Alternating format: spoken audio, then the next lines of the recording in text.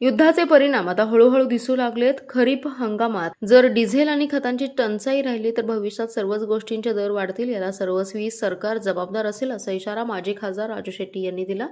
संकट टाळण्यासाठी सरकारने तात्काळ हस्तक्षेप करण्याची गरजही त्यांनी व्यक्त केली आहे. सांगलीत शेतकऱ्यांच्या प्रश्नावर जिल्हाधिकाऱ्यांना भेटल्यानंतर राजू शेट्टी यांनी पत्रकारांशी संवाद साधलाय. ते म्हणाले, पंतप्रधानांनी आता आत्मपरीक्षण करण्याची गरज आहे. पंतप्रधान देशवासियांना सोने खरेदी न करणे, खतांचा वापर कमी करणे आणि डिझेलची बचत करण्याचा सल्ला देतात. मात्र त्यांचेच अनुयायी असलेले महाराष्ट्राचे मुख्यमंत्री साताऱ्यात जवळजवळ 1,500 बसेस भरून मोठा मेळावा घेतात. या बस पाण्यावर चालतात का असा सवाल करत हे चित्र पंतप्रधानांच्या सल्ल्याच्या अगदी उलट असल्याचं टीकास्त्र सोडले.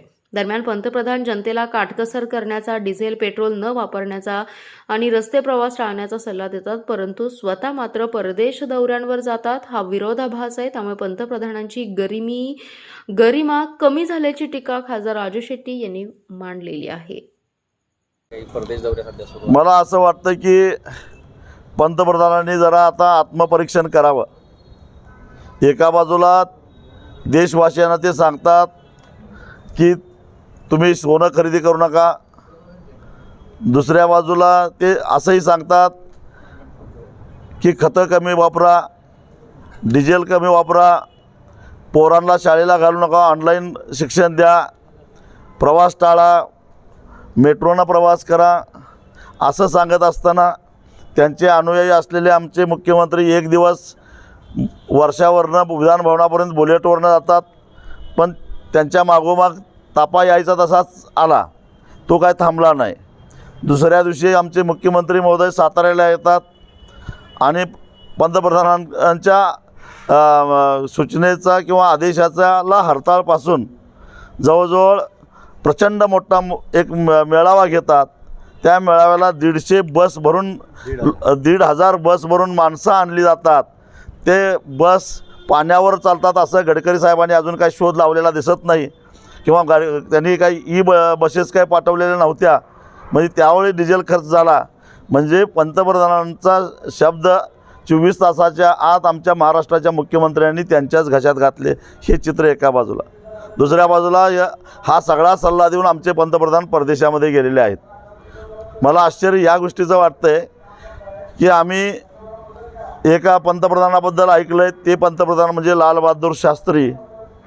1965च्या युद्धाच्या काळामध्ये जेव्हा देशामध्ये अन्नधान्याची टंचाई तयार झालेली होती, त्यावेळी विशेषतः तांदळाची टंचाई फार मोठी होती. त्यावेळी देशवासियांना शास्त्रीजींनी आवाहन केलं की तांदूळ खाऊ नका किंवा एक वेळ खा, आणि स्वतः 24 तासातून एकच वेळा जेवण घेतलं. म्हणजे फक्त त्यांनी जनतेला सल्ला दिला नाही, तर सुरुवात स्वतःपासून केली.